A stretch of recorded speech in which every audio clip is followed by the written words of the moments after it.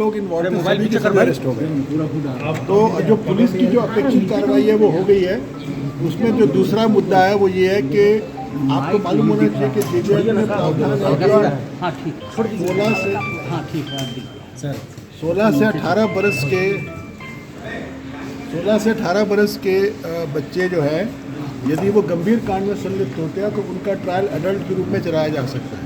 इनमें से जो लड़के 16 साल से ऊपर 18 साल से कम है उनका हम कोशिश करेंगे कि उनका एडल्ट के रूप में ट्रायल चलाया जाए ताकि उनको कड़ी से कड़ी सजा मिले, ताकि इस प्रकार की गंदी हरकत हमारे नौजवान पुनः ना करें। सर, पेपर लीक मामले में लेकर कल आप समीक्षा की, आज गिरिडीह से कुछ अरेस्ट पकड़ा गया उसमें देखिए डिटेल मेरे पास नहीं है, मतलब अभी मैं तुरंत में नाम मेरे को याद नहीं है, परंतु उसमें एक पूरी चेन थी और कोडरमा एसपी ने कड़ी मेहनत करके 1, 2, 3 ऐसे करीब 10 लोगों को पकड़ा और आखिर में पता चला कि गिरिडीह में ट्रक से पेपर को उतारते समय एक व्यक्ति ने ब्लेड से काट करके एक पेपर निकाला था उसमें से, जिसकी उसने फोटोकॉपी बना करके पूरा वायरल कर दिया।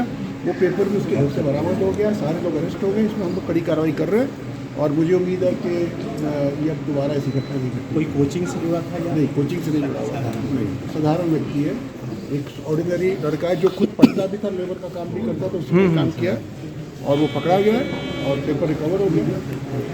कोई सिंडिकेट की बात नहीं है? नहीं, कोई गैंग की बात नहीं। तो सीजीएल वाले में कुछ अपडेट है?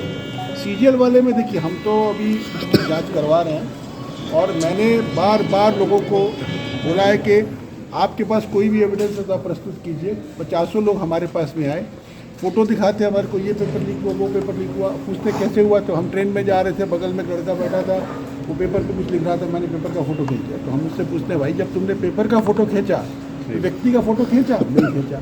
तो हमें कोई भी व्यक्ति के बारे में कोई भी जानकारी नहीं दे पा रहा।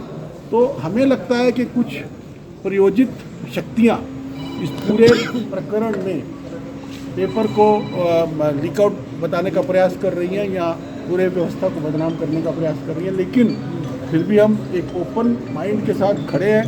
अगर किसी व्यक्ति के पास कोई भी ऐसा एविडेंस हो जो प्रूव कर सके कि पेपर लीक हुआ है, हम लोग उसको लिखना चाहेंगे। अभी तक हमें ऐसा कोई भी तथ्य नहीं मिला जो ये प्रूव कर सके इसमें चोरी हुई। फॉरेंसिक रिपोर्ट आ गई? फॉरेंसिक रिपोर्ट आ गई, लेकिन फॉरेंसिक रिपोर्ट से प्रूफ नहीं होगा।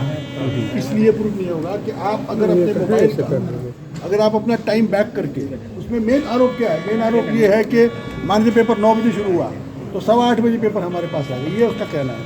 तो अगर आप अपने मोबाइल का टाइम को बैक डेट कर देते हैं और फिर किसी पेपर की फ़ोटो खींच फिर आगे ले आते हैं, तो उसको चेक करने का कोई मोबाइल का तरीका मेरी जानकारी में नहीं है।